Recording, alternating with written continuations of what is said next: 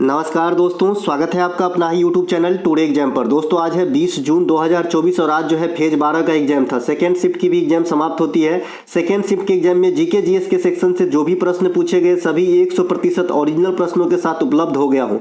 दोस्तों जैसा कि आप जानते हैं कि मैं हर वक्त, हर साल, हर दिन ओरिजिनल प्रश्नों के साथ साथ इंपॉर्टेंट एक्स्ट्रा फैक्ट दूंगा। ये एक्स्ट्रा फैक्ट अपना ही ईजाद किया हुआ है और इस एक्स्ट्रा फैक्ट से आपको आने वाले शिफ्ट में मैक्सिमम क्वेश्चन देखने को मिल जाएगी। तो जिनको भी एग्जाम देना है शुरू से अंत तक जरूर देखिएगा। देखिए दोस्तों, फिर से बता दूं, अगर पहले शिफ्ट में अगर आपने मेरा वीडियो अटेंड नहीं किया है तो एक मैंने ई बुक निकाला है। 17 अप्रैल को ये ई बुक निकाला गया था, फिर बाद में इसमें संशोधन करके 19 मई को निकाला गया। यानी अभी जो है 15-20 दिन हुए हैं, मतलब 1 महीना हुए हैं, 1 महीना 1 दिन हुआ है। ठीक है, इस ई बुक के अगर शुरुआती आपने 120 पेज पढ़ लिया होगा, ठीक है, तो आज के जो ये एग्जाम है ना, इसमें आप 90% क्वेश्चन आराम से करेंगे। आप सही सुन रहे हैं, 90%, 9% नहीं है, 90 है। बाद बाकी जो बच्चे एग्जाम दिया है उनसे रिव्यू कर लीजिएगा। अपना मुंह मियां मिट्ठू सभी बनते हैं, तो आपको भी लगता होगा। तो आप पूछ सकते हैं बच्चे से जो एग्जाम दिए हैं, जो लिए हैं। टेलीग्राम पे 10,000 करीब बच्चे हैं, आप वीडियो देख रहे हैं, उनमें कमेंट छोड़ सकते हैं, पूछ सकते हैं, तभी आप ले। और अभी खुला चैलेंज है कि इस ई बुक का जो ना कंटेंट का जोड़ा नहीं है, कोई किताब भी नहीं मार्केट में, ठीक है, पता कर लेना। चलिए शुरू करते हैं। आगरा शहर की स्थापना किसने की थी? जो बच्चे इच्छुक हैं, डिस्क्रिप्शन में लिंक है, लिंक क्लिक करके व्हाट्सएप मैसेज के थ्रू आप बाय कर सकते हैं। आगरा शहर की स्थापना सिकंदर लोदी। कल शाम को एक वीडियो प्रोवाइड कराया था क्लास नंबर 13 30 सेट का, उसमें से 6 क्वेश्चन पहले शिफ्ट में, 5 क्वेश्चन दूसरे शिफ्ट में आए हैं, जाके मिला लीजिए। ये तो अभी 24 घंटे भी नहीं हुए हैं, ये भी कोई हवा में थोड़ी होगा। ठीक है, तो आगरा शहर का निर्माण सिकंदर लोदी। सिकंदर लोदी की ओरिजिनल नाम काफी बार एग्जाम में आता है। इनका ओरिजिनल नाम निजाम खान था। क्या था? निजाम खान। देखिए आगरा में ताजमहल है और ताजमहल को सबसे पहले 1983 में यूनेस्को में शामिल किया गया था। ताजमहल, आगरा का किला, अजंता का गुफा और एलोरा का गुफा, ये 4 गो शामिल हुआ था सबसे पहले आपका कहाँ पे? यूनेस्को के अंदर। ठीक है, देखिए जो ओरिजिनल नाम वाला है, मैं ऐसे ही पढ़ाऊंगा भाई, है ना, फैक्ट देते ही चलूंगा, तो जिनको सिर्फ आंसर ही मिलाना है वो भाग के देख सकता है। तो भाई देखिए जो MBT था, जो मोहम्मद बिन तुगलक था, उनका ओरिजिनल नाम जूना खान हुआ करता था। जूना खान भी कहते थे इसे। उसी प्रकार से अकबर को आप जलालुद्दीन के नाम से जानते हैं, बाबर को जहीरुद्दीन के नाम से जानते हैं, है ना, शाहजहां को आप खुर्रम के नाम से जानते हैं, शेरशाह सूरी को आप फरीद खान के नाम से जानते हैं। तो ये कुछ अलग नाम है जो आपके एग्जाम में आ जाता है। नागलपुरम शहर से मैंने कल स्टार्ट किया था, वहीं से ये क्वेश्चन आया है। नागलपुरम शहर की स्थापना कृष्णदेव राय ने करवाया था। बेसिकली एक कस्बा था और कृष्णदेव राय तुलुवा वंश, विजयनगर साम्राज्य के जो 4 गो वंश है, संगम, अरवदी, तुलुव और सुलुव, तो उसमें से तुलुव वंश के जो है प्रतापी शासक हुए। एक है ममलपुरम शहर, इसकी स्थापना नरहरि राव ने किया था। ये पल्लव शासक थे। कौन? पल्लव शासक, है ना। यही ममलपुरम बाद में जाके महाबलीपुरम बन गया है ना, जहां पे आप रथ मंदिर वगैरह देखेंगे, है ना। तो रथ मंदिर भी पल्लव वंश से संबंधित है। दीनपना नगर की स्थापना हुमायूं ने किया था। इससे पहले हमने हुमायूं वाला जो और शेरशाह सूरी को जो युद्ध हुआ था चौसा का और बिलग्राम या कन्नौज का, उसके बारे में जानकारी दे दिया था। फतेहपुर सिकरी जो मुगल का पहला नियोजित शहर था, इसकी स्थापना अकबर ने किया था। एक भी लाइन को ऐसे काटेंगे नहीं कि भाई फतेहपुर सिकरी अकबर ये बीच का मुझे क्या काम, नहीं, हर लफ्ज काम है। मैं ही एक काम हूं आपका। ठीक है भाई, एक लफ्ज देता हूं ना कि ये नियोजित शहर मुगलों का पहला, इससे भी एक क्वेश्चन एग्जामिनर क्रिएट करके आप पे डाल देगा कि मुगलों का पहला नियोजित शहर कौन सा था, है ना। तो सब मैं किसी चीज को स्किप नहीं करना है। कार्बी ओंगलोंग जनजाति पहाड़ी बताया था, याद होगा तो आप मार दिए होते। कार्बी ओंगलोंग जो है पहाड़ी असम में है, तो जनजाति भी असम वगैरह में पाए जाएंगे। कार्बी ओंगलोंग पहाड़ी असम राज्य में है। इरूला टोडा, है ना, संगम कालीन के आदिम जनजाति होते थे, जिसमें आजकल भी आपको टोडा देखने को मिल जाएगा नीलगिरी पहाड़ी तमिलनाडु में, है ना। नीलगिरी पहाड़ी तमिलनाडु में आपको टोडा जनजाति, जिसके पशुपालन मुख्य व्यवसाय होते हैं और भैंस को ही अपना पवित्र पशु मानते हैं। इनके अलावा सोमपेन ओंग जनजाति, यह अंडमान निकोबार में आपको पाया जाएगा। इसको याद रखने के लिए तरीका भी बता दिया। देखिए शैंपेन एक शराब भी होता है, उससे मैंने इसे याद रखा था, आपको भी बताया था। भोटिया समुदाय, है ना, और भुटिया समुदाय, जैसे आपने बाईचुंग भुटिया का नाम सुना होगा जो फुटबॉलर हैं, तो भुटिया चले जाएंगे आपके नॉर्थ ईस्ट के साइड में, यानी सिक्किम, और ये भोटिया जो है ये आपके उत्तराखंड में पाए जाते हैं। मैतेई समुदाय के लोग बहुत चर्चा में रहे थे, ये मणिपुर में निवास करते हैं। गारो खासी जयंतिया, ये पहाड़ी भी है और समुदाय के नाम भी है। ये कहाँ पे है? तो आपके मेघालय में है और मेघालय में ही खासी पहाड़ी क्षेत्र में स्थित मासिन राम दुनिया में सबसे अधिक वर्षा कराती है। कोकबरोक भाषा ये त्रिपुरा में बोली जाती है। गालो भाषा ये अरुणाचल प्रदेश में, बोली जाती है। देखिए बहुत सारे बच्चे सोचते होंगे टू द फैक्ट, इतना कम समय में ये पॉइंट आप कहाँ से ले आते हो, सोचते होंगे आप। बहुत सारे बच्चे हैं जिन मतलब जो न्यू कॉमर है खास करके, तो ये सब मेरे अंदर भरा हुआ है। और अंदर भरा क्या है, सबके अंदर भरे ही रहते हैं, लेकिन जो है मेरे अंदर ये चीज है कि भाई कौन सी एग्जामिनर क्वेश्चन पूछेगा, कहां तक रुख कर सकता है आगे, तो वही चीज मैं उनसे मिलता जुलता आपको जो है एक्स्ट्रा फैक्ट के रूप में परोसता हूं, और लकली आज तक तो लगते आया है। ठीक है, शब्दम तिल्लाना जाति स्वरम, कल वीडियो के लास्ट में, किसी को नहीं देखना हो ना, 58 मिनट की वीडियो है, 57 मिनट पे जाके लास्ट मिनट देख लीजिएगा। वहां पे मैंने इनकी चर्च किया है कि भाई आपसे सादिर अट्टम पूछा जा सकता है कि सादिर किसे कहते हैं, तो भी भरतनाट्यम को कहते हैं।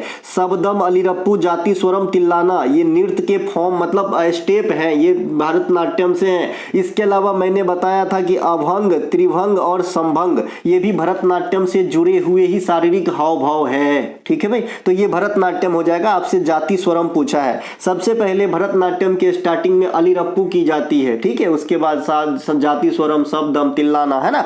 तो ये आपका भरतनाट्यम कहाँ का, तमिलनाडु का। ये अपना टॉपिक बैच ई बुक का जो है पेपर कटिंग है, जहां पे स्पष्ट रूप में यहाँ लिखा है नृत्य की प्रस्तुति अंश अलिरप्पू, जिसे सोलू कट्टू भी कहते हैं। आने वाले अगर सीजीएल का एग्जाम दे, अलिरप्पू के जगह सोलू कट्टू लिख दे तो कहाँ जाइएगा, कहीं नहीं, इसी बुक में सब है। ठीक है, इसके अलावा जाति स्वरम, शब्दम, तिल्लाना ये सब किससे है, भरतनाट्यम से संबंधित पार्ट है। ठीक है, भरतनाट्यम की सभी कलाकार में आएंगे पद्मा सुब्रमण्यम, अम्रबल बेल्ली, यामिनी कृष्णमूर्ति, अनीता रत्नम, मृणालिनी साराभाई, मल्लिका साराभाई, मीनाक्षी सुंदरम पिल्लई, सोनल मानसिंह ये ओडिसी भी करती है, बैजंती माला, अभी अभी इन्हें जो है आपका पद्म विभूषण दिया गया, पद स्वप्न सुंदरी, रोहिंटन कामा, लीला सैमसन, बाला सरस्वती, नर्तकी नटराज, रुक्मणी देवी, कुमारी कमला, मुथुन कमल, आर मुथुन कमल, है ना। देखिए कुमारी कमला, है ना, कुमारी कमला ये ब्रिटेन गई थी नृत्य परफॉर्म करने के लिए, तो ये बात भी आपको ध्यान रखना है। तो इस प्रकार से आपको टॉपिक वाइज मिलेगा, कब किसको अवार्ड कौन सा मिला, इससे संबंधित क्या क्या पार्ट है, कहाँ किया जाता है, इसका अन्य नाम क्या है, तो टॉपिक वाइज देख ले।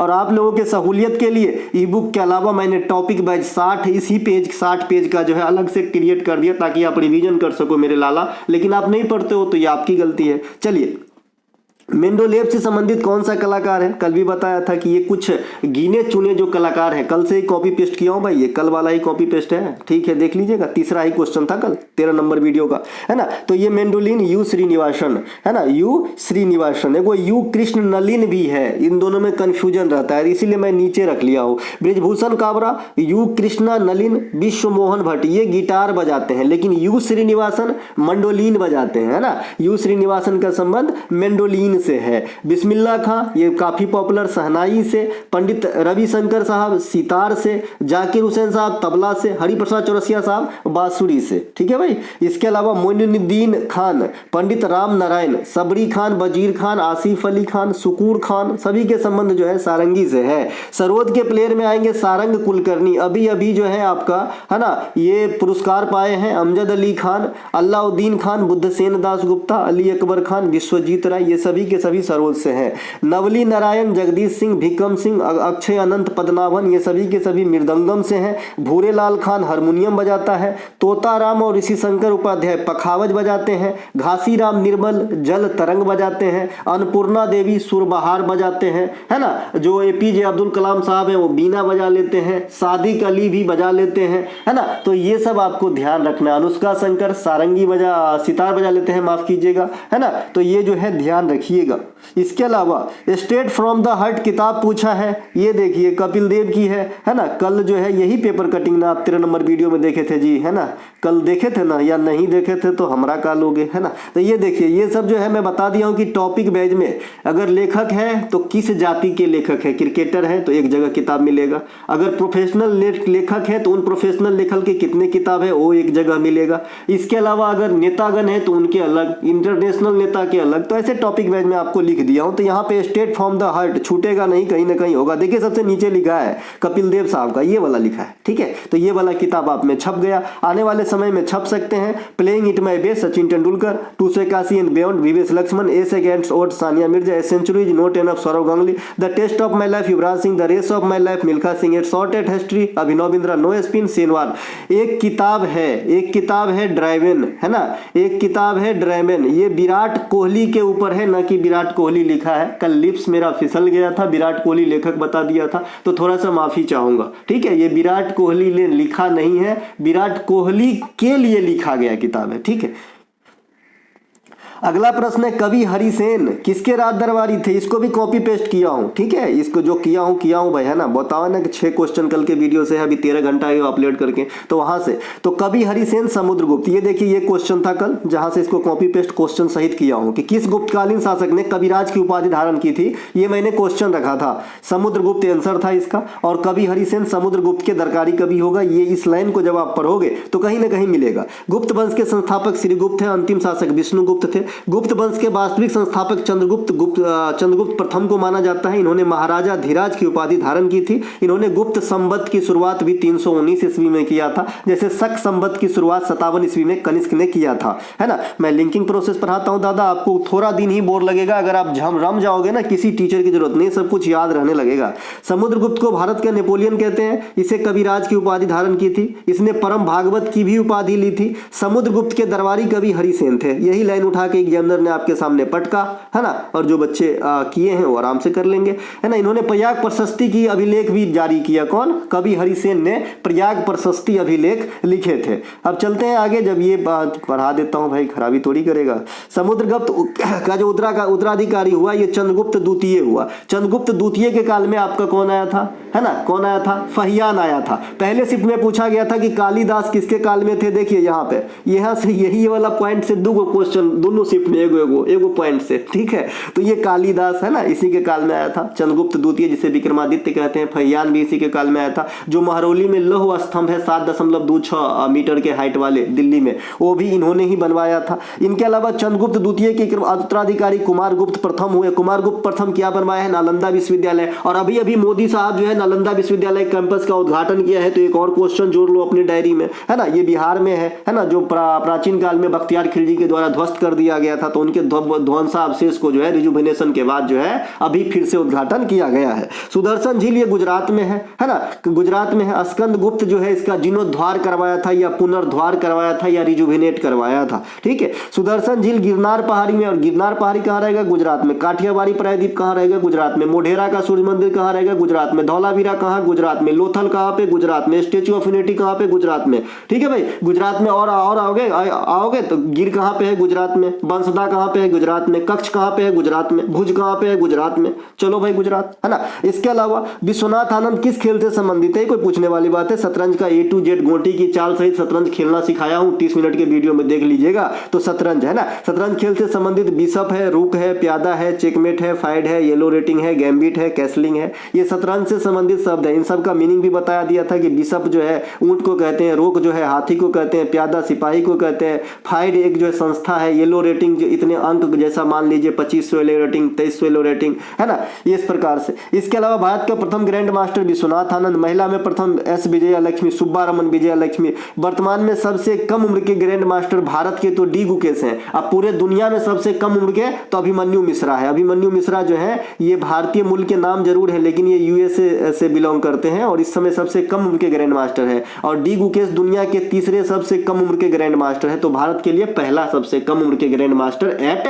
प्रेजेंट में है। ठीक है, इसके अलावा प्रसिद्ध शतरंज खिलाड़ी जो मैग्नस कार्लसन है, जिसको आर प्रज्ञानंदा ने हरा दिया था पास्ट में, तो ये नॉर्वे के हैं। एकमात्र भाई बहन के जोड़ी जो शतरंज खेल ग्रैंड मास्टर बने, तो ये है आपका आर प्रज्ञानंदा और वैशाली रमेश बाबू। हाल में ही भारत के 85वें ग्रैंड मास्टर कौन बने? पी श्याम निखिल। राष्ट्रीय बालिका दिवस कब मनाया जाता है? राष्ट्रीय बालिका दिवस मनाया जाता है 24 जनवरी को, है ना, 24 जनवरी को। कोई बच्चे बोल रहे हैं कि यार राष्ट्रीय युवा दिवस मनाया, तो ये कौन सी बात है? ये कौन सी बात है? तो 12 जनवरी हो जाएगा अगर राष्ट्रीय युवा दिवस पूछा होगा तो। राष्ट्रीय बालिका दिवस पूछा होगा तो 24 जनवरी, 12 दुना की 24, है ना। इसके अलावा 23 जनवरी पराक्रम दिवस 2021 में पहली बार मनाया गया, ये भी ध्यान रखिएगा, है ना, सुभाष चंद्र बोस साहब के जन्मदिन पे। 24 जनवरी राष्ट्रीय बालिका दिवस क्यों मनाया जाता है? इंदिरा गांधी के जो है ओथ ग्रहण करने का दिन। 26 जनवरी गणतंत्र दिवस को मनाया जाता है 1950 में। यही दिन जो है हमने संविधान को पूर्णतः लागू किया था। 12 जनवरी युवा दिवस मनाया जाता है विवेकानंद साहब के जन्मदिन पे। और 25 जनवरी मतदाता दिवस मनाया जाता है। तो ये कुछ जनवरी माह के इंपोर्टेंट डेज। अंतर्राष्ट्रीय महिला दिवस 8 मार्च को, राष्ट्रीय महिला दिवस 13 फरवरी को मनाया जाता है। 13 फरवरी को ही विश्व रेडियो रेडियो दिवस भी मनाया जाता है।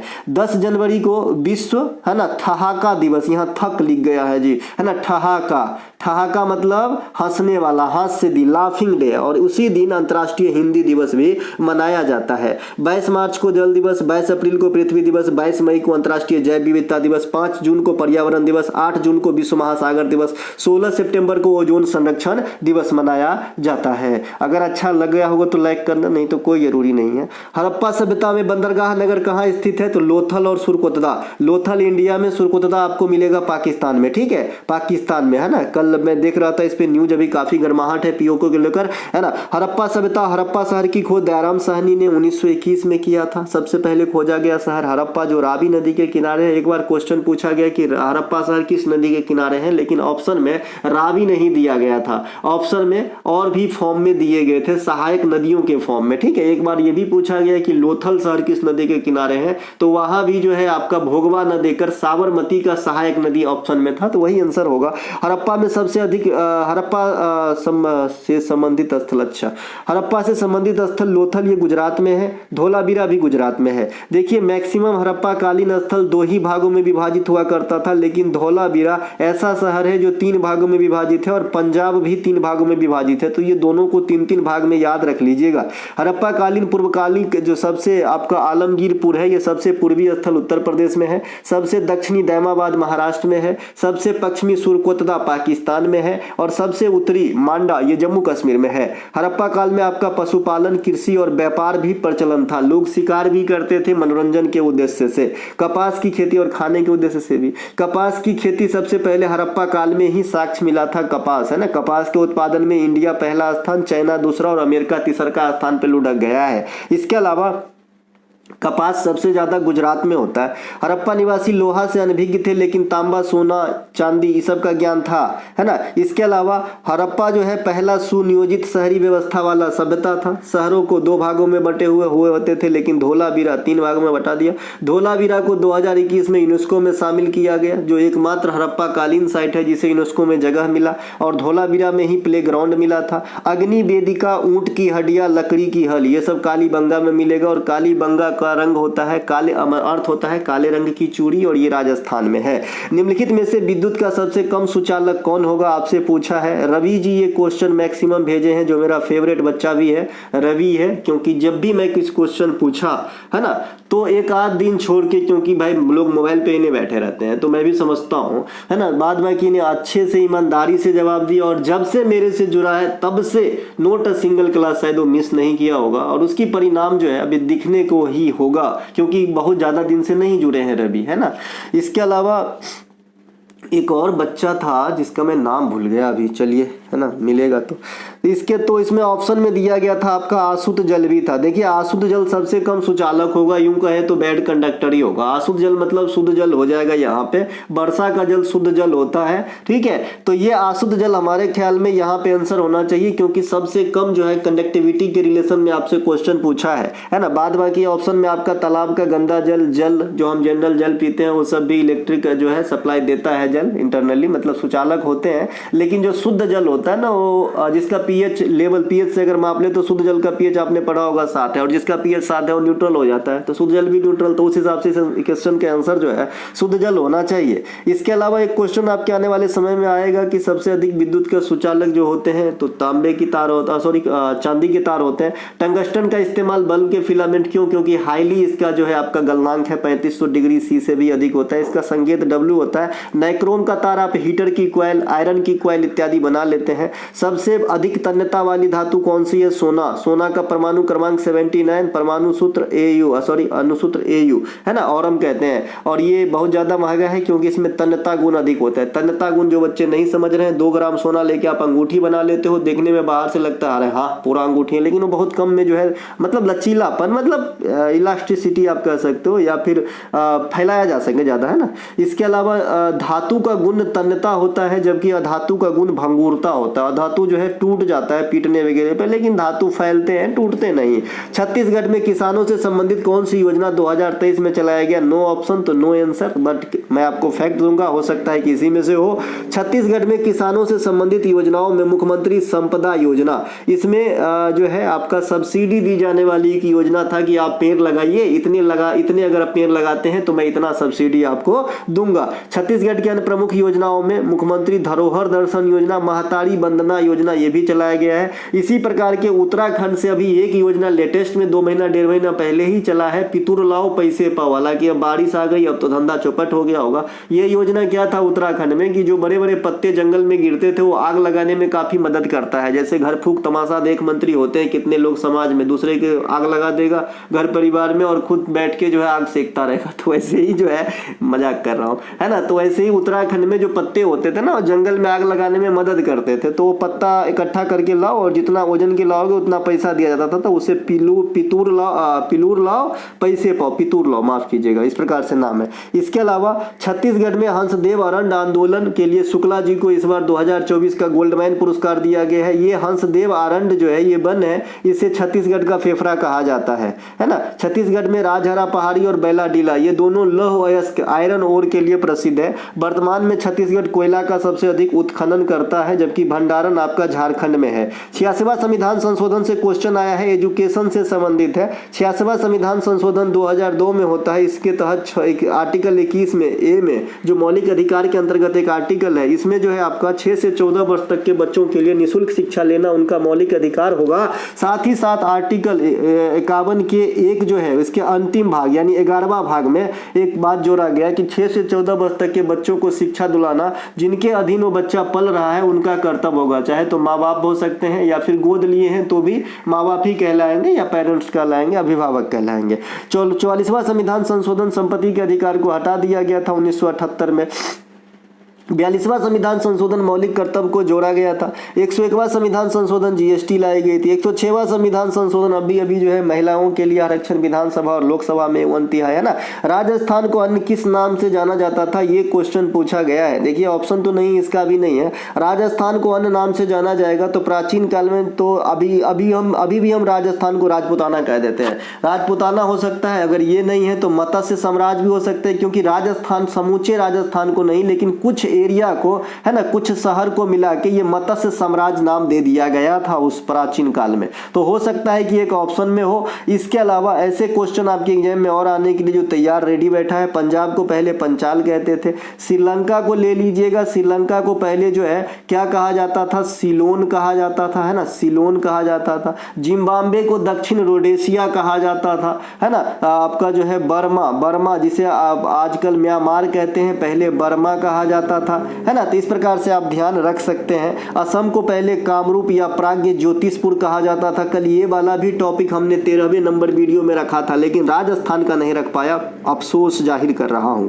उड़ीसा को पहले कलिंग कहा जाता था, है ना, कलिंगा। उत्कल भी कहते हैं उड़ीसा को, है ना, उत्कल भी कहते हैं, उत्कल। इसी के तट पे कलिंग तट भी आपने सुना होगा। कलिंग युद्ध भी अशोक के साथ जो हुआ 261 BC में, वो भी सुना होगा। अरुणाचल प्रदेश को नेफा कहा जाता था, नेफा, नॉर्थ ईस्ट फ्रंटियर एजेंसी, नेफा। उत्तर प्रदेश को पहले नॉर्थ वेस्ट प्रोविंस कहा जाता था। तो ये थे दोस्तों आज के सेकेंड शिफ्ट के क्वेश्चन। अगर अच्छा लगे तो लाइक कीजिएगा, है ना। हम मिलेंगे अगले वीडियो में, तब तक के लिए जय हिंद। और ये PDF आपको हमारे सभी पेड वाले बच्चे को रात को मिल जाएगा और टेलीग्राम पे भी मिल जाएगी। ठीक है भाई, मिलेंगे अगले वीडियो में। जय हिंद।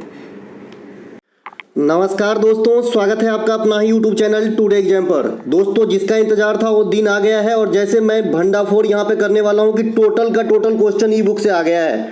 एक आध दो क्वेश्चन को छोड़ दिया जाए तो 25 में से 23 प्लस क्वेश्चन मैंने यहाँ पे मिला के दिया है। हर बार की तरफ फिर से झंडा गाड़ दिया हूँ। तो जो बच्चे 2000 की पेड क्लास पे भरोसा किया उनको से पूछिएगा आज कितना बना के आए हो एग्जाम में। ठीक है, चलिए शुरू करते हैं आज का एक एक प्रश्न। और खुशी बहुत ज्यादा हो रही है कि आप लोगों का एग्जाम में इतना हेल्प करा पाया एग्जाम है ना। चलिए शुरू करते हैं। पहला प्रश्न जो एक पूछा गया था, इससे पहले अगर आपको कोई भी टुडे एग्जाम का पीडीएफ या फिर कोई भी ई बुक जिससे क्वेश्चन सारे आ रहे हैं, अगर आपको चाहिए तो ये मोबाइल नंबर है, इस पर आप व्हाट्सएप मैसेज करके ले सकते हैं, या डिस्क्रिप्शन में लिंक दिया गया है, लिंक क्लिक करके भी आप ले सकते हैं। कोई भी बच्चा नहीं बोलेगा कि एक भी क्वेश्चन मैं नहीं बताया था, अगर एक क्वेश्चन आंख वाला छोड़ दिया जाए तो।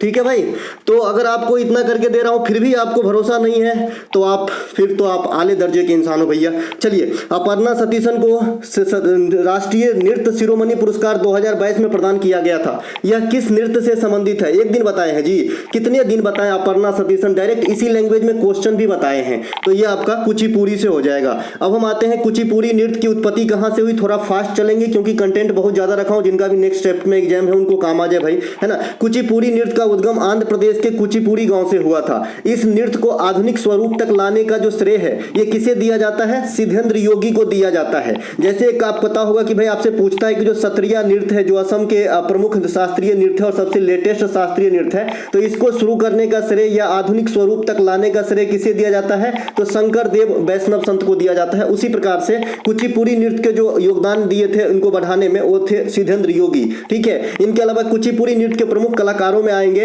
अपर्णा सतीशन, यामिनी कृष्णमूर्ति, लक्ष्मी नारायण, राधा रेड्डी, राजा रेड्डी, दीपिका रेड्डी, गद्दाम पद्मजा रेड्डी, यानी रेड्डी सरनेम जो भी होता है वो आपका कहां पे? कुचिपुड़ी में आ जाएगा, है ना। वेदांतम सत्यनारायण। आज मैं फिर बता दूं, अगर इतने क्वेश्चन किसी बड़े चैनल वाले के मिल जाए तो हमको लगता है बैंड पार्टी और उसके बाद भव्य पार्टी करेंगे होटल में, है ना। लेकिन ये छोटा सा चैनल है तो यहां मैं ज्यादा नहीं बोल पा रहा हूं। चलिए, कथक नृत्य के प्रमुख कलाकारों में पंडित बिरजू महाराज, लच्छू महाराज, सुखदेव महाराज, सितारा देवी, शोभना नारायण, मालविका सरकार, चंद्रलेखा, बिंदा दीन, पंडित जो रामलाल बरेठ, अभी इनको पद्मश्री दिया गया, छत्तीसगढ़ के हैं। तो ये सभी कथक नृत्य से संबंधित है। नालिनी, कमालिनी, अस्थाना मैडम, है ना। तीन सबको ध्यान रखिएगा, ये सब टॉपिक बैच में आपको मिल जाएंगे। कथकली से संबंधित कलाकार उदय शंकर, शांताराव, आनंद शिवरमन। देखिए ये जो उदय शंकर है ना, उदय शंकर के नाम से ही उदय शंकर को आप क्या जानते हैं? आधुनिक नृत्य का जनक जानते हैं। आप एग्जाम में ये भी क्वेश्चन आ जाता है कि आधुनिक नृत्य का जनक किसे कहा जाता है, तो आप लगाओगे आंसर किसके? उदय शंकर पे। इसके अलावा मणिपुरी नृत्य के सभी कलाकारों में मैंने आपको बता दिया है कि भाई या तो सिंह सरनेम रहना चाहिए या आपका झावेरी बहने रहना चाहिए, जैसे दर्शना, नैना, सुवर्णा, ये सब झावेरी बहने हैं। तो झावेरी और सिंह सरनेम कहाँ चला जाएगा? मणिपुरी चला जाएगा। इसके अलावा कुछ नाम है जो मणिपुरी नृत्य से आपको याद रखना है, जैसे सविता मेहता, कलावती देवी, है ना, बिंबावती देवी, चारू माथुर को छूट गया है ना, चारू माथुर को भी याद रखिएगा, ये भी मणिपुरी से ही है। तो ये चारों जो है देवियां, इनको नाम अगर आप रख लिए, इसके बाद आप जो है ट्रिक से चलेंगे, सिंह सरनेम रहेगा या फिर आपका झावेरी बहने सरनेम रहेगा तो मणिपुरी में चले जाएंगे। मणिपुरी नृत्य के बारे में मैंने और आपको क्या बताया है कि एकमात्र 8 शास्त्रीय नृत्य में यह एकमात्र शास्त्रीय नृत्य है जो लास्य और तांडव दोनों का भाव रखता है। नहीं तो सभी शास्त्रीय नृत्य या तो लास्य रखते हैं तो तांडव नहीं, है ना, और तांडव रखते हैं तो लास्य नहीं। लेकिन मणिपुरी जो है ये दोनों भाव से प्रेरित है। इसमें राधा कृष्ण के प्रेम प्रसंग को दर्शाया जाता है और इस नृत्य के दो प्रमुख भाग होते हैं। कौन कौन से? जोगई और चोलम। कौन कौन से होते हैं भाई? जोगई और चोलम। जोगई और चोलम ये किस नृत्य के भाग है? तो ये मणिपुरी के। जो आपका अभी कुचिपुड़ी देखा था उनका भी एक भाग होता है नाट्य का जिसका नाम है भामा कल्पम, ये भी आपके एग्जाम में आया है। मोहिनी अट्टम के कलाकारों में आएंगे शिवाजी, रागिनी देवी, शांता राव, हेमा मालिनी, कल्याण कुट्टी अम्मा, ये सब मोहिनी अट्टम के नृत्य से संबंधित है। मोहिनी अट्टम कहाँ का नृत्य रहेगा? तो केरल का ही रहेगा, कथकली की तरह। लेकिन इसमें थोड़ा सा क्या डिफरेंस है कि मोहिनी अट्टम में सिर्फ महिलाएं ही भाग ले सकती है, इसमें कोई भी पुरुष भाग नहीं लेती है। इसमें भगवान लॉर्ड जो है विष्णु की पूजा की जाती है मोहिनी स्वरूप का। इसे जादूगरनी का नृत्य भी कहा जाता है। एक एक बात ध्यान में रखेंगे, चैलेंज है भाई, चैलेंज है एसएससी एग्जाम में, है ना, झंडा गरवा के मानूंगा, है ना। ओडिसी नृत्य, ये प्रमुख कलाकार संयुक्त पनागृही, सोनल मानसिंह, किरण सहगल, ये सब ओडिसी के हैं। इसके अलावा अगर आप आएंगे तो महापात्रा सरनेम रहेगा तो ओडिसी में आ जाएंगे, जैसे आपका गुरु केलुचरण महापात्रा से आप पकड़ सकते हैं। ठीक है, चलते हैं अगला क्वेश्चन। अगला एक क्वेश्चन पूछा था कि कौन सा मुगल बादशाह अपने भाई के साथ साथ अपने पिताजी को कारावास में डाल दिए थे सत्ता प्राप्त करने के लिए, सत्ता के संबंध में या फिर सत्ता प्राप्त करने हेतु अपने भाई के साथ साथ पिता को कारावास में डाल दिए थे। तो भाई ये औरंगजेब ये तो बहुत फेमस है ना, इसके ऊपर तो एग्जाम्पल भी दिया जाता है ना भाई। तो औरंगजेब इसका आंसर होगा। देखिए औरंगजेब ने सत्ता के लड़ाई के लिए अपने भाई से दो प्रमुख लड़ाई लड़ा, जिसमें एक धर्मत की लड़ाई, आपने काफी बार एग्जाम में अटेंड किया होगा, पूछता है कि धर्मत की लड़ाई कब हुई थी, तो 1658 में हुई थी। कब हुई थी? 1658 में हुई थी। लेकिन उसी से एक साल बाद एक देवराई की लड़ाई और होता है दारा सिकोह के बीच, ठीक है। और जो और सत्ता जो है मुगल वंश में शाहजहां के बाद औरंगजेब को मिलता है, न कि इसके किसी अन्य भाई को, क्योंकि अधिकांश भाई को मरवा दिए थे, है ना, और पिताजी को कारावास में डाल दिए थे शाहजहां को, है ना। औरंगजेब शाहजहां के मुमताज बेगम के तीसरे बेटे थे, है ना। औरंगजेब ने अपने छोटे भाई शुजा और मुराद को मार डाला, सबसे बड़ा भाई दारा सिकोह को पीछा किया और युद्ध में हराकर जो है गद्दी अपने पास रखवाया और शाहजहां को कैद करवा दिया था, यानी कारावास में डाल दिया था। औरंगजेब के पिता आगरा के किले के घर के अंदर जुलाई 1658 में उनकी मृत्यु, है ना, 1666 तक बंदी तक बनाया गया था, मतलब इसकी मृत्यु भी बंदी की अवस्था में हो गया। बोलिए कितना गंजन हुआ होगा, है ना। इसके अलावा औरंगजेब 1663 में सती प्रथा पर भी बैन लगाया था। सती प्रथा पर बैन इससे पहले मुगल बादशाह अकबर ने भी लगाया था। दिल्ली सल्तनत में मोहम्मद बिन तुगलक ने भी प्रयास किया था, है ना। और लास्ट में कब? लॉर्ड विलियम बेंटिक के द्वारा 1829 में फाइनली सती प्रथा का अंत हुआ था। तो कई सारे इतिहास आप जोड़ेंगे, मजा आ जाएगा पढ़ने में। इसके अलावा हिंदुओं के तीर्थ पर इन्होंने जो है टैक्सारोपण किया था, टैक्स लगवा दिया था। कौन? औरंगजेब को आप जिंदा पीर कहते हैं। औरंगजेब के शासन अवधि में सर्वाधिक हिंदू अधिकारी की नियुक्ति हुई थी, तो ये बात भी आपको ध्यान रखेंगे, है ना। दिल्ली के लाल किला में जो मोती मस्जिद है, इसका निर्माण औरंगजेब ने करवाया था, ठीक है। दिल्ली के लाल किला में जो मोती मस्जिद है, इसका निर्माण कौन करवाया था? औरंगजेब ने। आइए एक और चीज बताते हैं, आगरा के लाल किला में वो मोती मस्जिद है जिसका निर्माण शाहजहां ने करवाया था। तो दोनों बहुत ज्यादा डिफरेंस है, दोनों अलग अलग कैरेक्टर है। और आगरा की जो किला है वो अकबर ने बनवाया था, है ना, और दिल्ली का जो किला है वो शाहजहां ने बनवाया था। बहुत ज्यादा वेरिएशन है, आप आराम से समझेंगे। जो दिल्ली का किला है वो शाहजहां ने बनवाया, किला के अंदर मोती मस्जिद औरंगजेब ने बनवाया। आगरा में जो किला है अकबर ने बनवाया, आगरा के किला के अंदर जो मोती मस्जिद है वो शाहजहां ने बनवाया। आई होप मजा आ गया। इसके अलावा जो औरंगजेब है ये आपका औरंगाबाद महाराष्ट्र में बीबी के मकबरा भी बनाए थे, तो इनको भी इसके लिए याद किया जाता है। इनके अलावा कोशिका का पावर हाउस, कोई क्वेश्चन है ये पूछा है, माइटोकॉन्ड्रिया को कहते हैं। एक दिन पढ़ाए हैं, पढ़ाना छोड़ दिए, कोशिका चैप्टर इतना पढ़ा दिए कि याद हो गया, है ना। कोशिका शब्द की खोज 1665 में रॉबर्ट हुक ने किया था। तत्पश्चात 1674 में ल्यूवेन हॉक ने लाइव कोशिका की खोज की थी। कोशिका जीवन की सबसे क्रियात्मक इकाई होती है। मैंने बताया है कई सारे कोशिका से मिलकर कोई अंग बनता है, कई सारे अंग से मिलकर कोई शरीर या सिस्टम डेवलप होता है। कोशिका मुख्यतः दो प्रकार के होते हैं, अगर आप मोटे मोटे तौर पे बांटे तो, फिर अगर आप बनावट के अनुसार बांटे तो फिर दो तरीके से आप बांट सकते हैं। तो आइए पहले मोटे मोटे तौर पे बता देते हैं। पहले एक पादप कोशिका होते हैं और एक जंतु कोशिका होते हैं। हम लोग कौन सा कोशिका है? हम लोग जंतु कोशिका है। हम लोग भी एनिमल ही है ना, लेकिन हम एनिमल में थोड़ा सर्वोच्च है, अन्य इंसान है ना। हमरे में सोचने हंसने रोने की कला है, बाद बाकी जानवरों में जनरली नहीं होती, ठीक है। तो पादप कोशिका और जंतु कोशिका। अब पादप कोशिका और जंतु कोशिका में जो सबसे बड़ी डिफरेंस है पिगमेंट और कोशिका भित्ति का होना। पिगमेंट का भी होना डिफरेंस है भाई, ठीक है। पिगमेंट जैसे क्लोरोफिल वगैरह होते हैं ना, तो ये जो है कोशिका भित्ति और पिगमेंट, ये सिर्फ आपको जो है प्लांट सेल में ही मिलेगा, ये आपका एनिमल सेल में नहीं मिलेगा। अब आते हैं कि जो कोशिका, एक कोशिका कई सारे छोटे छोटे पार्ट से मिलके बने होते हैं। मान लीजिए ये कोशिका है और ये कई सारे चीजों से मिलके बना हुआ है, ठीक है। तो ये जो छोटे छोटे जो सहयोग कर रहे हैं एक कोशिका के निर्माण में, इसका भी अपना अपना नाम है। जैसे मान लीजिए कोशिका आंख से खुदे नहीं दिखेगा, अब उसके अंदर भी छोटी छोटी बनावट है। प्रभु की कलाकृति देखिए, तो उनको क्या कहा जाता है? कोशिकांग कहा जाता है। और कोशिकांग जैसे माइटोकॉन्ड्रिया हो गया, लाइसोसोम हो गया, राइबोसोम हो गया, केंद्रक हो गया, गोल्जी बॉडी हो गया, ये सब क्या है? कोशिकांग है। क्या है? कोशिकांग है, ठीक है। अब इन कोशिकांग को अलग अलग उपनाम से जानते हैं भाई। जैसे लाइसोसोम को आत्महत्या की थैली कहते हैं। कोई भी डेड सेल वगैरह मर जाता है तो ये साफ सफाई काम करने में आता है, वहां से उसको हटाने में काम आता है सेल के अंदर। माइटोकॉन्ड्रिया को सेल का पावर हाउस कहा जाता है ना। राइबोसोम को प्रोटीन की फैक्ट्री कहा जाता है। एक बात ध्यान रखिएगा, जो कोशिका में पे न्यूक्लियस होता है यानी नाभिक होता है, यहाँ पे आपके डीएनए जो है मौजूद होते हैं। लेकिन नाभिक के इतर अगर कहाँ डीएनए मौजूद होता है तो आप कहोगे माइटोकॉन्ड्रिया में भी डीएनए रहता है। राइबोसोम को आप प्रोटीन की फैक्ट्री कहते हैं। गोल्गी बॉडी को क्या कहते हैं? कोशिका का पुलिसमैन या कोशिका का पोस्ट ऑफिस कहा जाता है। प्रोकैरियोटिक कोशिका है ना, कोशिका भित्ति जो है अब जैसे कि मैंने अभी आपको बताया था कि मोटे मोटे तौर पे बांटेंगे तो प्लांट सेल और एनिमल सेल। अब इनकी बनावट के तौर पे बांटते हैं ना तो फिर दो प्रकार के होते हैं, एक तो आपका प्रोकैरियोटिक सेल होता है और एक आपका यूकैरियोटिक सेल होता है। देखो एक ही जगह है। अब प्रोकैरियोटिक सेल कहाँ होते हैं, यूकैरियोटिक कहाँ होते हैं? तो जो प्रोकैरियोटिक सेल होते हैं ना, ये मैंने बता रखा है अपने बच्चों में कि भाई ये गरीब होता है। और गरीब कौन होता है? छोटा आदमी जनरली।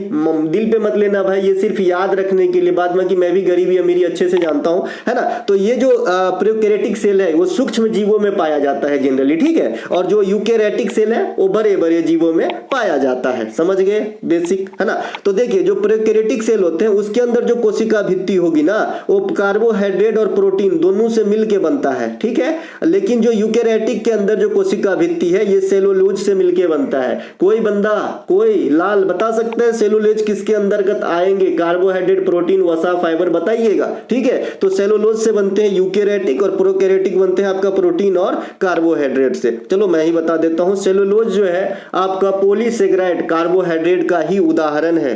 प्रोकैरियोटिक कोशिका में केंद्रक, माइटोकॉन्ड्रिया इत्यादि की अभाव पाई जाती है। जैसे मैंने अभी कहा कि भाई प्रोकैरियोटिक कोशिका जो है गरीब होती है। इसके अलावा एक चीज और याद रखिएगा, एसएससी जेईई ने एक क्वेश्चन किया था कि विषाणु जो है, वायरस जो है, ये है ना किसी सजीव या लाइव सेल के संपर्क में आने से ही एक्टिव होता है, ऐसा क्यों? तो आपको आंसर देना है कि इसमें कोशिका झिल्ली भी नहीं पाई जाती। किसमें? विषाणु में, ठीक है भाई।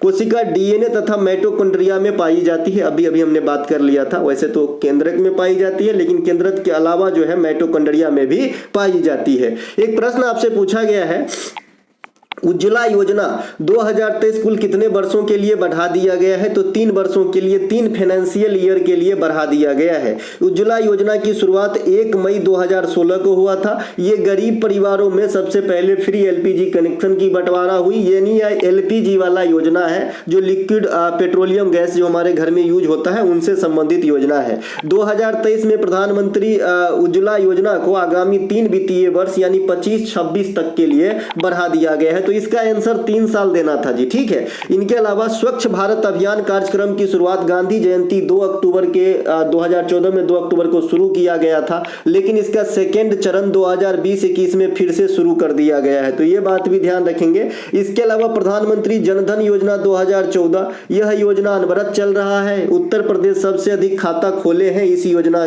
के अनुसार। हाल में ही प्रधानमंत्री गरीब कल्याण अन्न योजना जिसके तहत 5 केजी अनाज दिया जाता है, तो इस योजना की अवधि अब 1 जनवरी 2024 से आगामी 5 साल के लिए और बढ़ा दिया गया है। तो इस हिसाब से यह जो है आपका 5 साल और चलेगा। तो 5 किलो अनाज देने की बात होती है इस योजना में। एक क्वेश्चन आपके एसएससी बहुत पूछते हैं, मनरेगा में कितने दिन की रोजगार? तो 100 दिन के। मनरेगा की स्थापना 2005 नरेगा एक्ट 2005 के अनुसार 2006 में हुआ था और 2006 में नरेगा था, इसका नाम मनरेगा पड़ा 2009 में। एक क्वेश्चन आपसे पूछा गया है कि आंख और गर्भाशय में कौन सी कोशिका होती है? देखिए आंख और गर्भाशय में यहाँ पे ऑप्शन तो बच्चे 3 लिखे हैं, और भी रहता तो एक और सुटेबल होता क्योंकि आंख में कई प्रकार की कोशिकाएं पाए जाते हैं। यहाँ पे हम आपको जो है थोड़ा सा व्याख्या कर देते हैं, आपको समझ में आ जाएगा। मानव आंख जो है ना, इसमें जो प्रतिबिंब बनता है किसी भी आंख में वो रेटिना पे बनता है। जो काला वाला पोर्शन है वहां पे बोलते हैं मेरे आंखों में आंख देख के बात कर, क्या तुम सच बोल रहे हो? देख प्यार नहीं दिखता है तो कहाँ दिखता है? रेटिना पे दिखता है। वो तो उस समय तो दिखेगा ही दिखेगा, ठीक है। तो आंख की रेटिना में 2 प्रकार की कोशिकाएं पाए जाते हैं। रेटिना में जो 2 प्रकार की कोशिका होती है, एक तो शंकु कोशिका होती है, एक सल्क या क्षर कोशिका होती है। अब शंकु कोशिका की क्या काम है, सल्क या क्षर कोशिका की क्या वर्क है? देखिए जो सल्क या क्षर कोशिका है ना, ये आपको कम प्रकाश में भी, जैसे आप बहुत ज्यादा अंधेरा है फिर भी अगर आप मोटा मोटा चीज है तो आपको आभास तो होता है कि कुछ तो है, ऐसा है ना, थोड़ा बहुत तो दिखता है। तो कम प्रकाश में भी चीजों को देखने के लिए ये सुग्राही कौन बनाता है, तो क्षर कोशिका।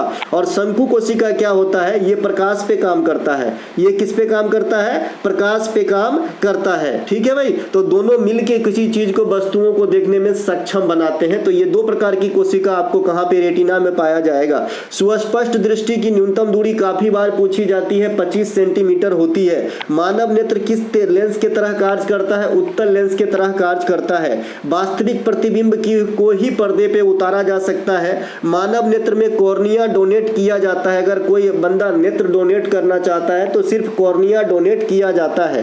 आंख का रंग आप देखते होंगे कि वो नीली आंखी वाली, वो भूरी आंखी वाली। तो ये जो आंख का रंग होता है ये निर्भर करता है आइरिस के ऊपर, जिसे हिंदी में परितारिका कहा जाता है। क्या कहते हैं, परितारिका कहते हैं। उसी प्रकार से जो त्वचा का रंग होता है ना, गोरा, सावला, काला, वो किससे होता है, तो वो मेलानिन से होता है। किससे होता है, मेलानिन से होता है। एक एक बात ध्यान रख लेंगे। मानव नेत्र को समायोजित करने के लिए जो सेल्स और मसल्स होते हैं ये सिलियरी मसल्स होते हैं। तो ये बात भी आपको ध्यान रख लेना है।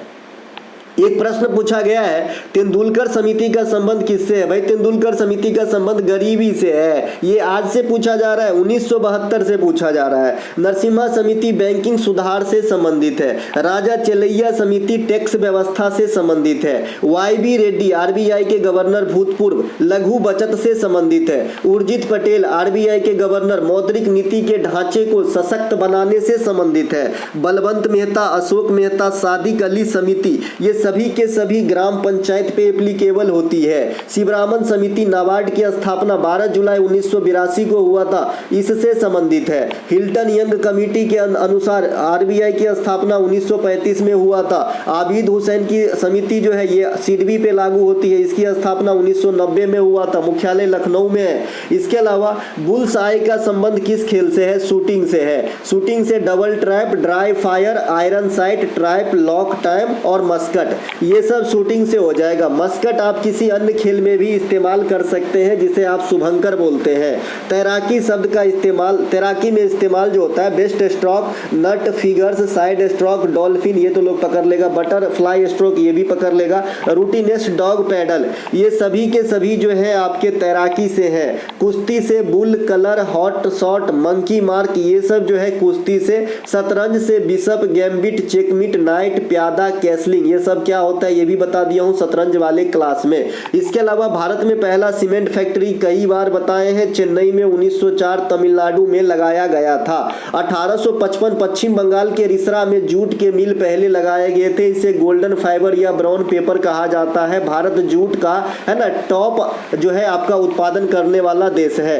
1818 में कोलकाता के फोर्ट ग्लास्टर में पहली बार जो है सूती मिल का उद्घाटन किया गया, परंतु असफल रहा था। इसीलिए आपसे पूछता है सफल सूती मिल का कारखाना कहाँ लगा, तो आप बताते हो 1854 में मुंबई में लगा था। इसे ही आप कपास की मिल से भी समझे, है ना, कपास का मिल भी लिखे तो सेम आंसर देना है। टिस्को की स्थापना 1907 में हुआ था।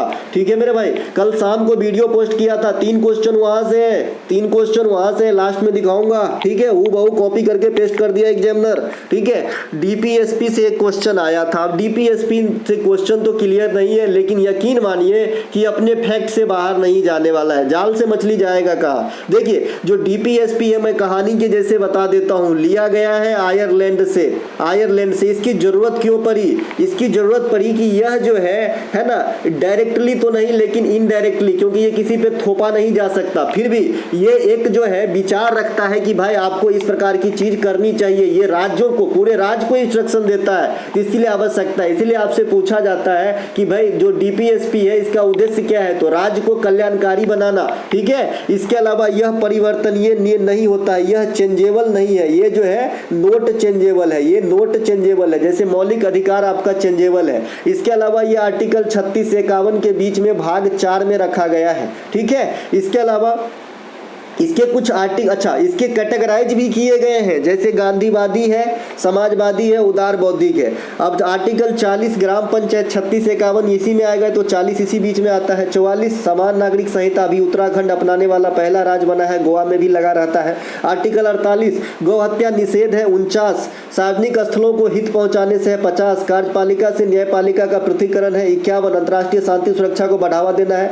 45 में 14 वर्ष से कम उम्र के बच्चों को शिक्षा के लिए अरेंजमेंट करवाना है ना, शिक्षा के लिए 3 जगह चर्च है 45 है ना।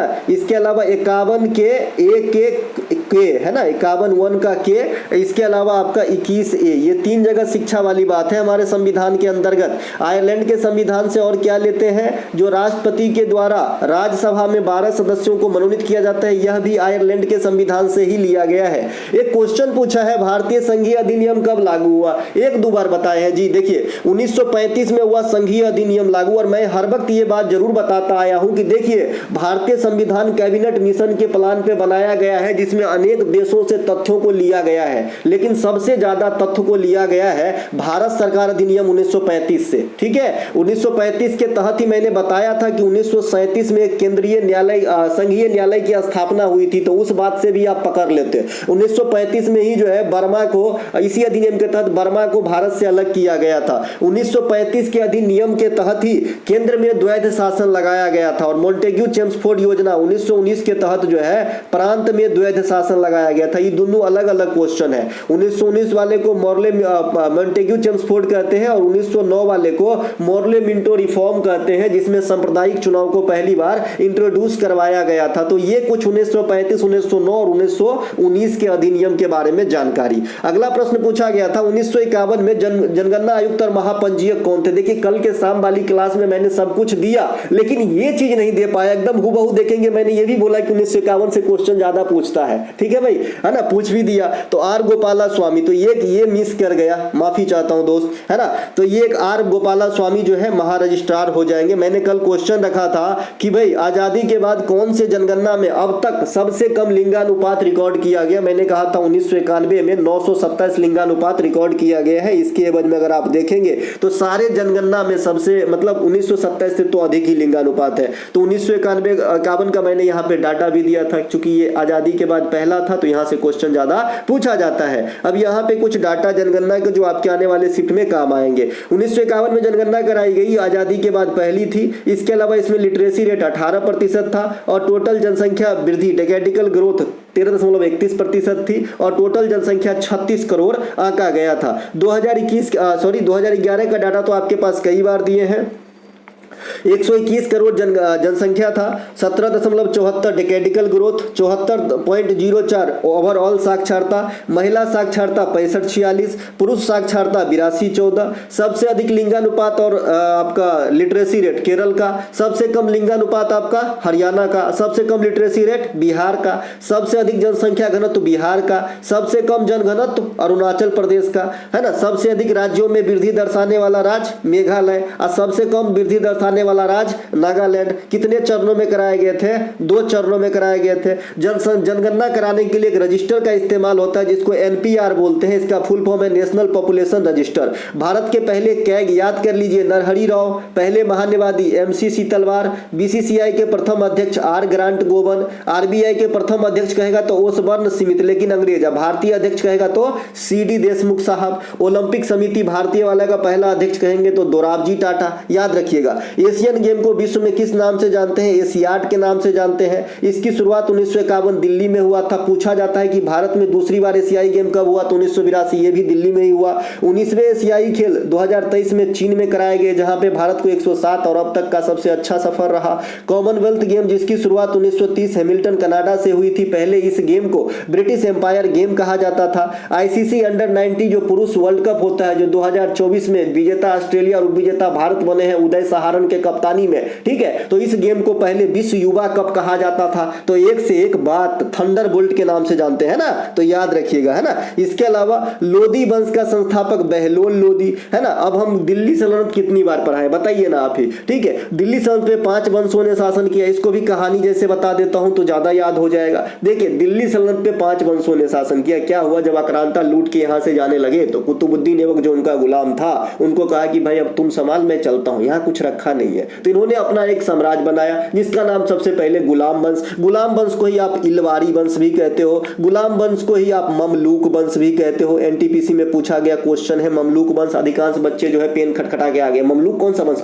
अल्लाह, ऐसा नहीं है ना। तो ममलूक और इलवारी जो है ये कौन सा है भाई, ये जो है आपका गुलाम वंशी को कहा जाता है। ठीक है, तो इस पे 5 वंश, गुलाम, खिलजी, तुगलक, सैयद, लोदी। ठीक है, सबके संस्थापक बताता हूं, अलाउद्दीन खिलजी है ना, फिर गुलाम के बाद खिलजी आएगा, जलालुद्दीन खिलजी, फिर तुगलक गयासुद्दीन तुगलक, फिर सैयद खिजर खां और फिर लोदी बहलोल लोदी। तो ये आपने ईसवी और 5 वंश जान लिया। इसके अलावा सबसे अधिक दिन तक इसने शासन किया इन 5 में तो तुगलक है ना। इसके अलावा सबसे ज्यादा जो शासकों से पूछा जाता है क्वेश्चन, एक तो अलाउद्दीन खिलजी और एक आपका मोहम्मद बिन तुगलक है ना। मैं काम की बात ही करूंगा, ज्यादा पढ़ाने के लिए तो बहुत सारे योद्धा लोग हैं है ना। तो देखिए तुगलक वंश में जो है 1336, इसी के काल में जब मोहम्मद बिन तुगलक का शासन चल रहा था है ना, 25 से 51, तो उसी में 36 आ जाएगा। तो उस समय जो है आपका हरिहर एवं बुक्का के द्वारा विजयनगर साम्राज्य की स्थापना हुई।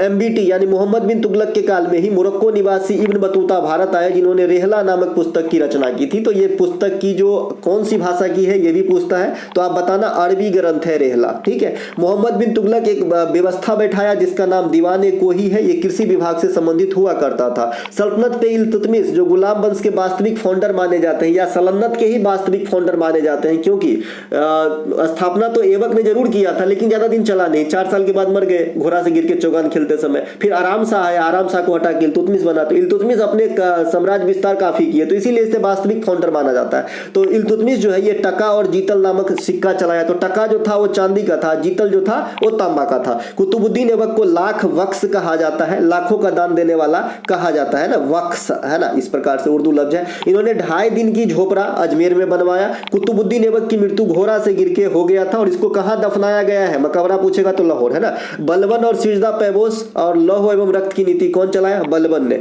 सबसे पहले नहर निर्माण तुगलक वंश के गयासुद्दीन तुगलक ने किया, लेकिन अगर आपसे पूछे कि भाई बड़े पैमानों पे नहरों का निर्माण कौन करवाया, तो फिरोज तुगलक है ना, बड़े पैमानों पे नहरों का निर्माण फिरोज तुगलक। अलाउद्दीन खिलजी खिलजी वंश के सबसे योग्य शासक हुए, इन्होंने अलाई दरवाजा का निर्माण करवाया, परमानेंट सेना रखने वाले हुए, दक्षिण भारत की विजय किया। ये सब कौन किया भाई, अलाउद्दीन खिलजी। अलाउद्दीन खिलजी अपने आप को क्या कहते थे, सिकंदर सानी कहते थे। अलाई दरवाजा कहां पे है, तो ये भी दिल्ली में स्थित है। इसके अलावा बाबर के द्वारा लड़े गए युद्ध से कोई क्वेश्चन आया था कि नहीं, ये पूरी तरीके से कंफर्म नहीं है, आप लोग मुझे बताना मेरे मित्र मेरे दोस्त सखा, ठीक है। लेकिन अगर आया होगा तो बच्चे धुआं धुआं कर दिए होंगे। देखिए बाबर से लड़ाया गया 4-5 को युद्ध, मैंने क्या बताया था है ना, क्या बताया था। सबसे पहले पानीपत की लड़ाई होता है तो कैसा कोड बताया हूं, पानी पियो चाय पियो खाना खाओ घर जाओ, ऐसा बताया था ना, है ना। पानीपत है ना, माफ कीजिएगा, पानी पियो खाना खाओ चाय पियो घर जाओ, इस प्रकार से बताया था। तो ये आपको बाबर जो है 12 हो गए यहाँ पे, ठीक है। बाबर सबसे पहले 1494 में फरगना का शासक बना था।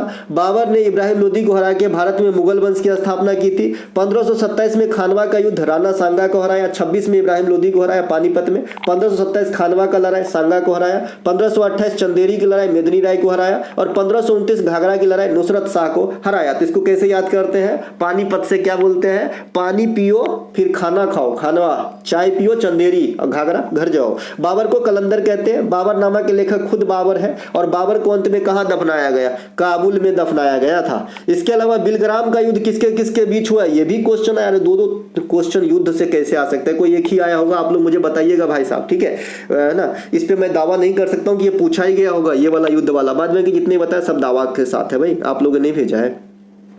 शेरशाह और हुमायूं के बीच 1540 में कन्नौज या बिलग्राम दोनों एक के युद्ध होता है, किया गया था। देखिए कन्नौज से एक और क्वेश्चन बनता है, जो त्रिपक्षीय संघर्ष हुआ था पाल प्रतिहार और आपका राष्ट्रकूट के बीच, वो कन्नौज के मामला पे ही हुआ था, ठीक है।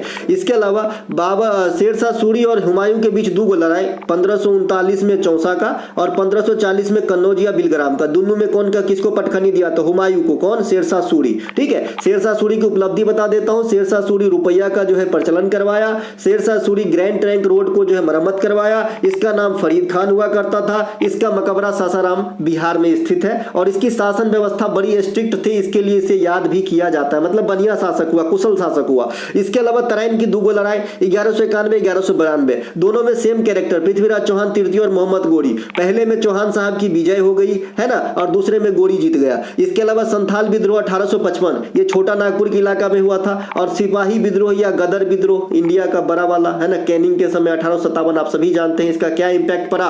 तो इसका इंपैक्ट ये हुआ कि जो पहले हम लोग ईस्ट इंडिया कंपनी के द्वारा शासित होते थे, अब हम ब्रिटिश क्राउन के द्वारा शासित होने लगे 1858 के समय से, है ना। बक्सर का युद्ध 1764, इसमें अंग्रेज कौन? Hector Munro. अब प्लासी का युद्ध 1757, अंग्रेज कौन? Robert Clive. यही पूछता है दोनों, ठीक है, कि अंग्रेज कौन था। इसके अलावा यक्षगान या बोनालू, दोनों में से कोई एगो पूछा गया है, तो यक्षगान पूछेगा तो कर्नाटक, अब बोनालू पूछेगा तो कर्नाटक। ई बुक से कहां जाओगे? ठीक है, कर्नाटक, ये भुतकोला, करगा, कुनीथा, सुग्गी, ये सब कहां का है? कर्नाटक का है, नृत्य है। कर्नाटक में त्योहार आएगा तो कैला पौध, कल शाम को पढ़ाया था। उगादी, कंबाला, ठीक है, ये आपका कर्नाटक का है। कंबाला भैंस का रेस होता है कीचड़ में। उगादी नववर्ष फेस्टिवल है। और कैला पौध क्या है? ये फसली त्योहार है कर्नाटक का, जिसे हथियारों और फसल का त्योहार कहते हैं। इसके अलावा केरल के शास्त्रीय नृत्य मोहिनीअट्टम, कथकली। केरल में की मनाए जाने वाली त्योहार ओनम 10 दिन, मकर विलक्कू, मकर संक्रांति में बीसू, नव वर्ष में त्रिशूर पूनम, है ना, अट्टुकल पोंगल, ये सब केरल में मनाया जाता है। इसके अलावा आंध्र प्रदेश के त्योहार में कुची नृत्य और त्योहार एक ही में लिख दिया हूं, तो कुचिपुड़ी शास्त्रीय नृत्य, ढीमसा, लंबाडी,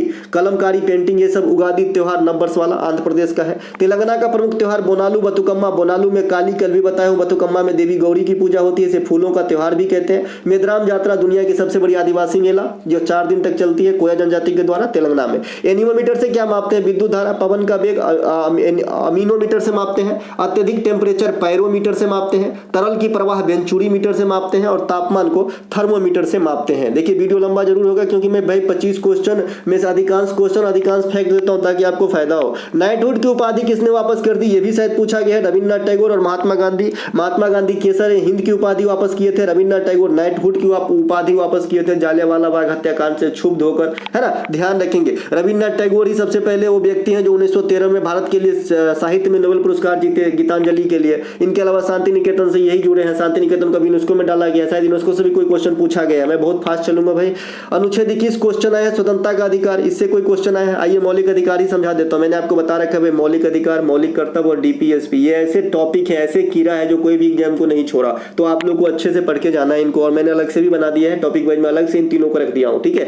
इसके अलावा मौलिक अधिकार 3 से 12 आर्टिकल के बीच में है, माफ कीजिएगा, भाग 3 में है, अनुच्छेद 12 से 35 के बीच में है, और अमेरिका के संविधान से लिए गए हैं। यह न्यायालय द्वारा परिवर्तनीय है विषम परिस्थिति में, लेकिन कुछ आर्टिकल को छोड़ के, जैसे 20, 21, है ना, ये आर्टिकल नहीं बदलते हैं विषम परिस्थिति में। निजता का अधिकार आपसे कोई नहीं छीन सकता। मौलिक अधिकार को भारतीय शिक्षा संविधान का मैग्ना कार्टा कहा जाता है। भारतीय शिक्षा का निकल गया है मुंह से, तो बोर्ड के डिस्पैच को भारतीय शिक्षा का मैग्ना कार्टा कहा जाता है। मौलिक अधिकार वर्तमान में जो 6 है, 14 से 18 समानता का अधिकार है, 19 से 22 स्वतंत्रता का अधिकार, 25 से 28 धार्मिक स्वतंत्रता, 23 और 24 शोषण के विरुद्ध अधिकार। इसमें 23 में क्या है? बलात् श्रम पे रोक, और 24 क्या है? बाल श्रम पे रोक, है ना। बलात् श्रम और बाल श्रम में डिफरेंस है। बलात् मतलब जबरदस्ती होता है जी, जबरदस्ती आपसे कोई काम नहीं करवा सकता, बंधुआ मजदूर जैसे, है ना। और 24 क्या है? 14 वर्ष से कम उम्र के बच्चे को कल कारखाने पे नहीं रखा जा सकता। 29 और 30 अल्पसंख्यक समाज को हित पहुंचाने के लिए। और आर्टिकल 32 संवैधानिक उपचारों का अधिकार। यही आर्टिकल 32 है जिससे सुप्रीम कोर्ट रिट जारी करते हैं, और भीमराव अंबेडकर जो है संविधान का आत्मा कहा है इन्हें। और साथ ही साथ आर्टिकल 32 के प्रयोग करके ही कोई भी कॉमन मैन जो है सुप्रीम कोर्ट जा सकता है। 86वां संविधान संशोधन के तहत 21 जोड़ा गया, जिसमें शिक्षा से संबंधित प्रावधान किए गए हैं। 44वां संविधान संशोधन 1978 के द्वारा संपत्ति के अधिकार को मौलिक अधिकार से हटा के आर्टिकल 300 के में रखा गया है। एक प्रश्न पूछा है, व्यक्तिगत सबसे बड़ा स्कोर सबसे दिन बताया है शर्मा जी का लाडला रोहित शर्मा, 264 रन, एक दिन नहीं 1000 दिन बताए हैं। और अभी मैंने आपको बताया था कि ओडीआई में 2 से अधिक बार 200 रन से अधिक का स्कोर करने वाले एकमात्र विश्व में बल्लेबाज है रोहित शर्मा। इसके अलावा रोहित शर्मा का अभी एक रिकॉर्ड बना है भाई, T20 क्रिकेट में, सॉरी अंतरराष्ट्रीय क्रिकेट में सबसे ज्यादा छक्का लगाकर क्रिस गेल का भी रिकॉर्ड तोड़ दिया। कौन? रोहित शर्मा। इसके अलावा T20 क्रिकेट में सबसे तेज 4000 रन बनाने का रिकॉर्ड ऋतुराज गायकवाड़ के नाम है, तो ये बात ध्यान रखेंगे। 13000 सबसे फास्ट 101 दिवसीय रन बनाने वाले विराट कोहली भारतीय बने हैं। अंतरराष्ट्रीय क्रिकेट में सबसे अधिक शतक बनाने वाले ओडीआई क्रिकेट में, तो ये भी विराट कोहली है। Cricketer of the year 2023 ODI cricketer है, यहां देखिए, one day cricketer of the year 2023 Virat Kohli है। T20 क्रिकेट में 12000 रन तक पहुंचने वाले भारतीय क्रिकेटर विराट कोहली है। वैसे overall ODI cricketer of the year 2023 PAT Cummins है ना। सबसे कम बॉल पे दोहरा शतक ईशान किशन 126 गेंद पे लगाया था। सबसे अधिक एक दिवसीय रन बनाने वाले खिलाड़ी सचिन तेंदुलकर, कुमार संगाकारा, और तीसरे नंबर पे विराट कोहली। असहयोग आंदोलन भी पूछा गया था क्या? बताइएगा। असहयोग आंदोलन भैया 1920 में एकमात्र ऐसा आंदोलन कि इसमें जो है सभी समुदाय का जोड़ तोड़ सपोर्ट मिला था, चाहे इस्लाम हो, ईसाई हो, हिंदू हो, कोई फर्क नहीं पड़ता, सभी ने सपोर्ट किया था। इनके अलावा यह आंदोलन 1922 में बंद हो गई थी चौरा चौरी हत्याकांड के कारण। इसी आंदोलन में भाग लेने के लिए मोतीलाल नेहरू और चित्तरंजन दास ने अपनी वकालत तक छोड़ दी थी ताकि मैं पूर्ण जो है सहयोग दे सकूं, है ना। इसके अलावा यह आंदोलन जो है महात्मा गांधी जब दक्षिण अफ्रीका से 1915 में लौटे थे उसके बाद ये पहला देश स्तर का पहला आंदोलन था। वैसे पहला आंदोलन गांधी जी का अफ्रीका से लौटने के बाद 1917 चंपारण सत्याग्रह था, लेकिन यह प्रांत स्तर का बिहार में हुआ था। लेकिन असहयोग आंदोलन का जो इंपैक्ट है वो पूरा कंट्री पे पड़ा था, ठीक है, तो ये ध्यान रखेंगे। इसके अलावा दांडी मार्च 1930 में हुआ था, है ना। भारत छोड़ो आंदोलन 1942 में हुआ था, चंपारण सत्याग्रह 1917 में हुआ था, खेरा सत्याग्रह 1918 में हुआ था, अहमदाबाद वाला मिल वाला 1918 में हुआ था। तो ये गांधी जी की कुछ एक बातें जो आपको मैं बता दिया हूं। 1915 में आए थे, 1893 में अफ्रीका गए थे। देखिए कल शाम से क्वेश्चन पूछा गया है कि ये जो कालिदास साहब है ये किसके काल में आता। देखिए मैंने यहाँ पे कॉपी पेस्ट कर दिया हूं जहां पे मैंने एक क्वेश्चन आपको कल शाम को पढ़ाया था। क्वेश्चन का नाम था भाई कि किस गुप्तकालीन शासक ने कविराज की उपाधि धारण की थी, तो समुद्रगुप्त आंसर होता था। यहाँ पे मैं सारा डाटा आपको दिया था, तो यहीं पे मैंने आपको बताया था। देखिए चीनी यात्री फहियान भारत आए थे विक्रमादित्य यानी चंद्रगुप्त सेकंड के काल में। इन्हीं के काल में धन्वंतरी माने चिकित्सक, बड़ा मिहिर खगोलविद और कालिदास बहुत बड़ा विद्वान, है ना, भारत का शेक्सपियर कहलाते हैं, तो ये सब इन्हीं के काल में हुआ। महरौली स्तंभ लेख जो दिल्ली में है ये इन्हीं से संबंधित है यानी चंद्रगुप्त द्वितीय विक्रमादित्य से। तो दोस्तों आज का ये क्लास आपको कैसा लगा, एक जोरदार लाइक से हम स्वागत कीजिएगा। हम मिलेंगे अगले शिफ्ट में, तब तक के लिए जय हिंद। और अपने दोस्तों में जरूर बताएं कि एकमात्र इस समय टॉपिक है एसएससी का मतलब ग्रंथ है जिसका नाम है पैरासीटामोल 500, जिससे पूरा क्वेश्चन आ जाता है भाई एग्जाम में, है ना। अब 100% तो कोई नहीं बता सकता, लेकिन मैं मैक्सिमम 80% से भी एबव तो हमेशा गारंटी लूंगा कि भाई आ जाता है। तो आप लोग पढ़ के जाए और अपने सपने को साकार करें प्रभु, है ना। मिलेंगे हम अगले वीडियो में, जय हिंद।